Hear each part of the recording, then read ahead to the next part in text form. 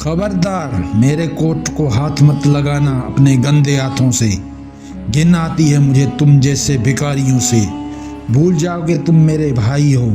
आज से हमारे दरमियान सिर्फ अमीर और गरीब का फर्क है। दोस्तों, कहते हैं कि इंसान को कभी अपने वक्त और दौलत पर गुरूर नहीं करना चाहिए, क्योंकि वक्त गूंगा होता है, लेकिन जब भी बोलता है तो दुनिया की सारी आवाजें बंद हो जाती है। आज की कहानी दो सगे भाइयों की है जिनका खून एक था लेकिन नसीब अलग अलग थे। वकार शहर का एक बड़ा बिजनेसमैन बन चुका था। अल्लाह ने उसे दौलत, कोठी, गाड़ियां सब कुछ दिया था, लेकिन अफसोस, दौलत आने के बाद उसकी आंखों पर तकब्बुर की पट्टी बंध चुकी थी।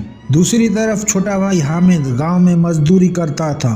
उसके कपड़े फटे पुराने होते थे, कई बार घर में खाने को भी कुछ ना होता था, लेकिन वकार को इस बात से कोई फर्क नहीं पड़ता था। वो अपने गरीब भाई को रिश्तेदार बताने में भी शर्म महसूस करता था। एक दिन हामिद की बेटी शदीद बीमार हो गई। डॉक्टर ने कहा अगर आज ऑपरेशन ना हुआ तो बच्ची नहीं बचेगी। हामिद रोता हुआ नंगे पांव शहर अपने अमीर भाई वकार के बंगले पर पहुंचा।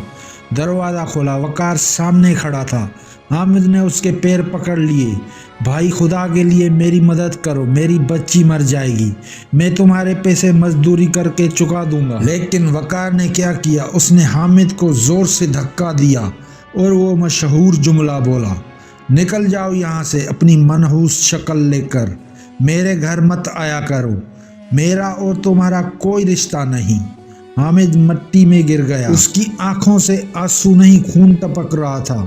उसने आसमान की तरफ देखा और चुपचाप चला गया। दोस्तों, जब वक्त का पहिया घूमता है, ठीक 5 साल बाद वकार की फैक्ट्री में आग लग गई। उसका सारा पैसा डूब गया और टेंशन की वजह से उसे फालेज का अटैक हो गया। आज वही वकार जो कभी भाई को धक्के देता था, एक सरकारी अस्पताल के ठंडे फर्श पर पड़ा हुआ था और उसके पास दवाई लेने के पैसे भी नहीं थे।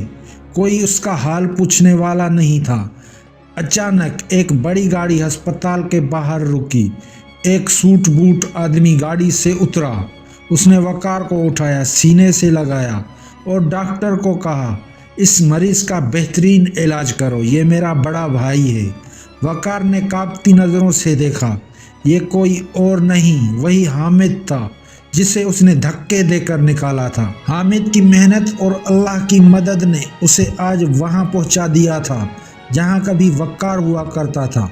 वकार की आंखों में शर्मिंदगी के आंसू थे, लेकिन अब वक्त गुजर चुका था। दोस्तों, कहानी से हमें यह सबक मिलता है, कभी किसी की गुर्बत का मजाक मत उड़ाना, क्योंकि बादशाह को फकीर और फकीर को बादशाह बनते देर नहीं लगती।